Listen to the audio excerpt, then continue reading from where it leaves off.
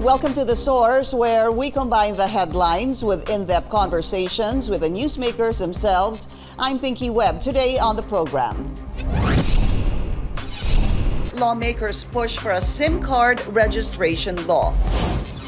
But how exactly can this prevent text scams? Tingog Party List Representative Jude Asidre joins us in the program. And later, the country marks the 50th anniversary of the declaration of martial law. Survivors Hub coordinator Maria Cristina Bawagan tells us more in the program.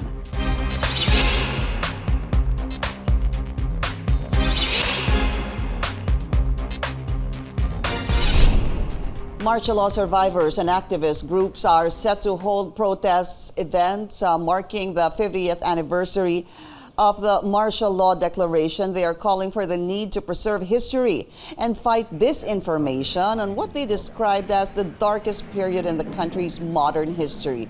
The groups also want the current administration to acknowledge the atrocities committed during that time and add that there can only be national unity based on truth and justice. The late dictator and former president Ferdinand Marcos signed Proclamation 1081, placing the country under martial rule on September 21, 1972. Let's go straight to the source of the story. We have Survivors Hub moderator Maria Cristina Bawagan. Ma'am Tina, welcome to the source. Yes. And thank you so much for your time. Thank you very much, Pinky, for inviting me. You are, of course, one of the victims of martial law, detained, tortured.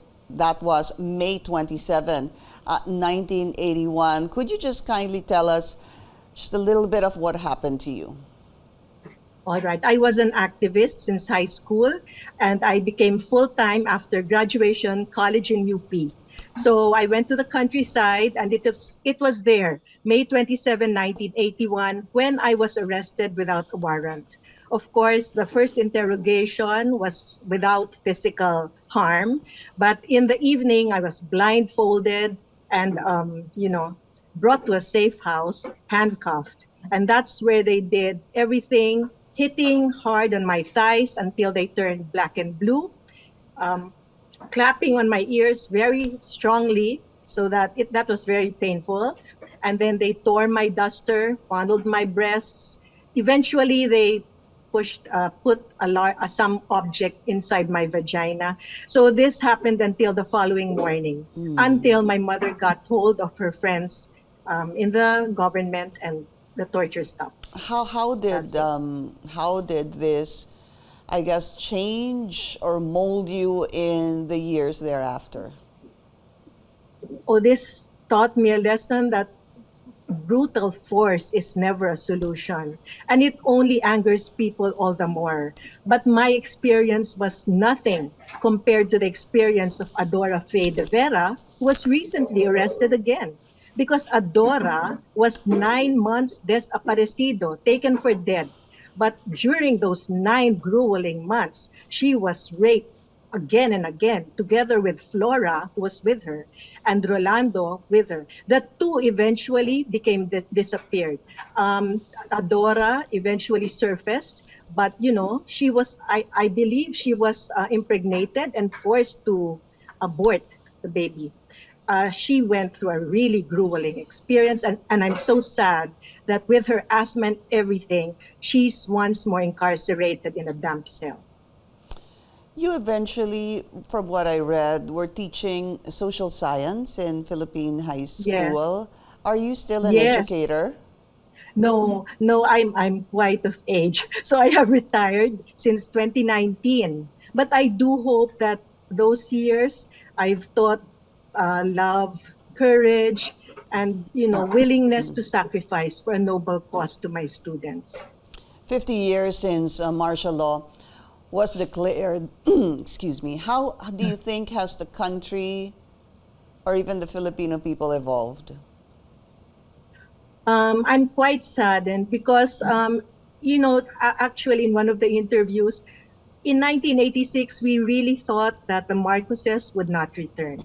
I am not against people per se. It's just that there should be acknowledgement So if the incumbent president acknowledges all the abuses which happened during his father's time, I would appreciate that very much. Not only acknowledge the abuses, but also pay back the ill-gotten wealth which has come out in the COMELEC figures. There is still ill-gotten wealth unpaid amounting to 126 billion pesos, and also the estate tax of the Marcoses amounting to 203 billion pesos. So at this time when our country and our countrymen are really suffering under skyrocketing prices, then this would be a very big help.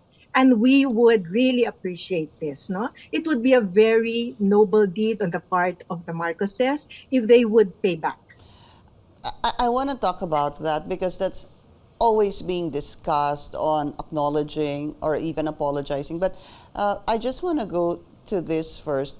As we mentioned a while ago, it's been 50 years, 50 years later since Ferdinand Marcos Sr. declared martial law.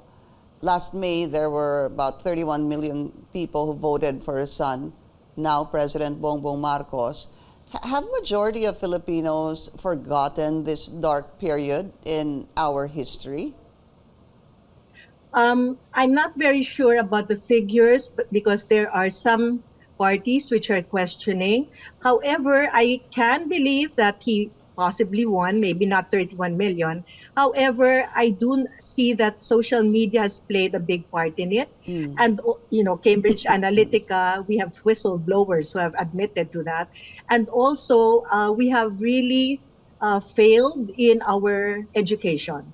Because the young people, there were interviews conducted a few years back, and some kids didn't even know who Marcos was. Imagine that.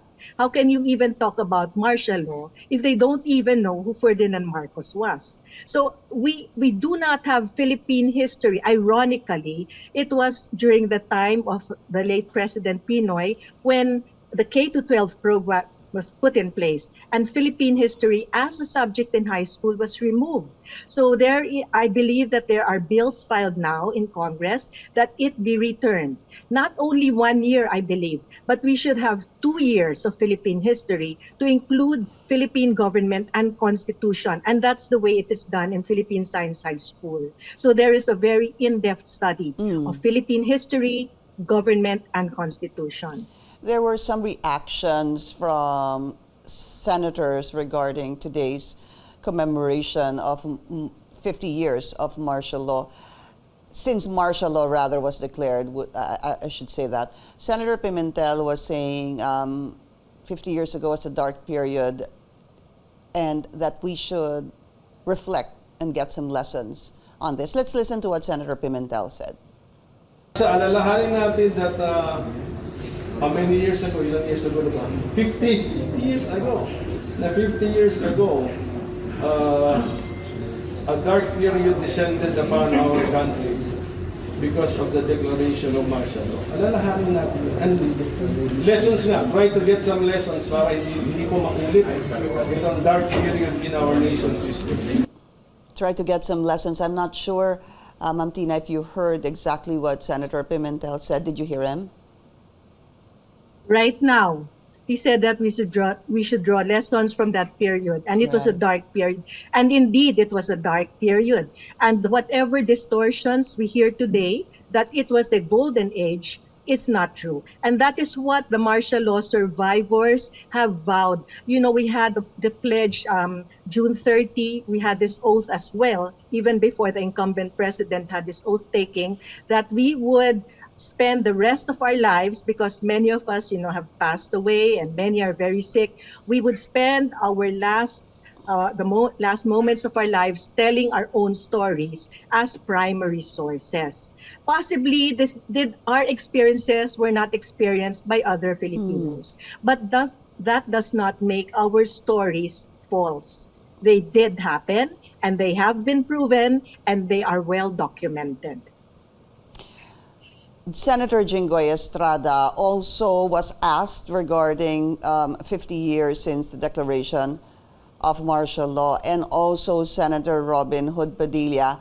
They had some sort of a similar reaction, basically saying it is time to move on. Let's listen. What is there to apologize? Mag-move on na tayo. Wala namang imagine, President Marcos got the highest number of votes in Philippine history. 31 million. Di pa ba sapat yun?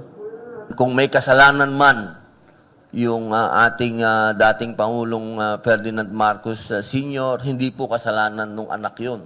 Kahit po sa Islamic faith, kahit sa Catholic faith, yung kasalanan ni Adan, hindi namang kasalanan natin.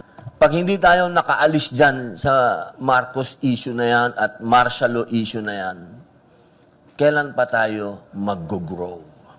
I'm sure this is not the first time you've heard about let's move on. Kalimutan na natin yan.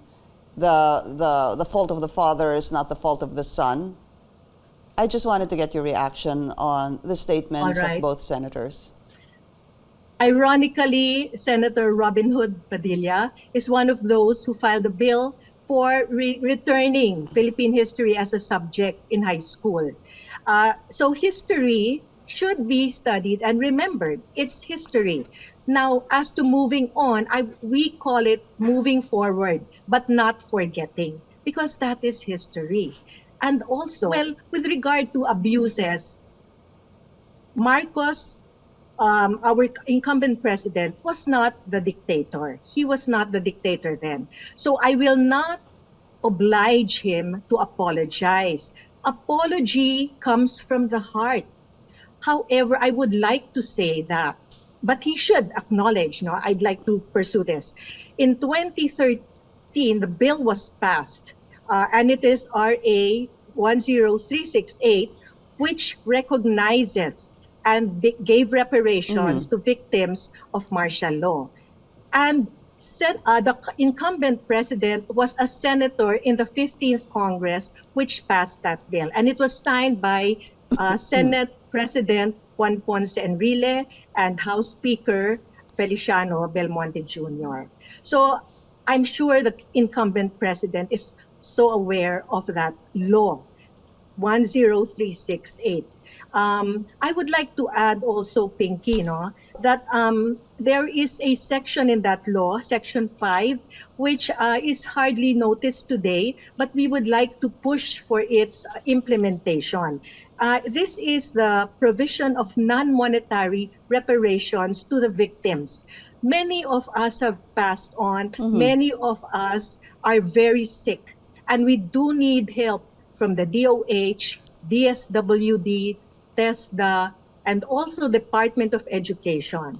It is already in the law that MOAs should have been signed. Some have been signed, but we would like to hear the updates because, we just hear about each other getting sick.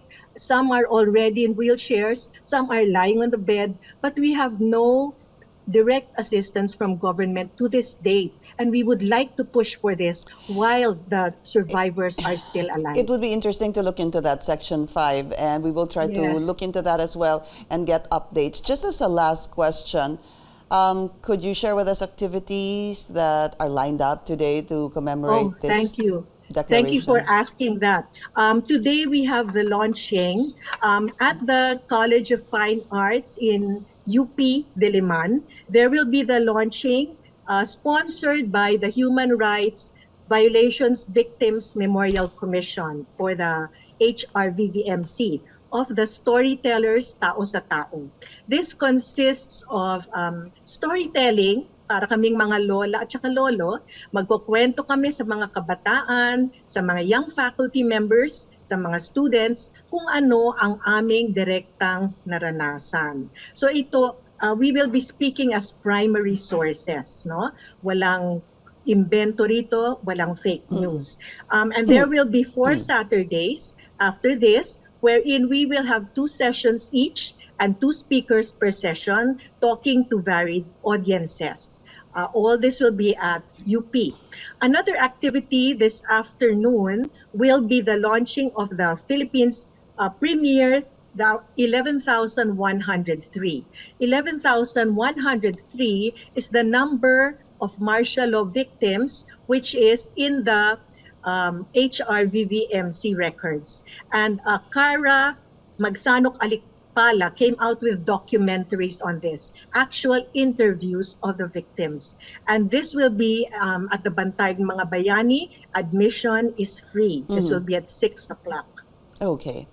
Survivors Hub moderator Maria Cristina Bawagan.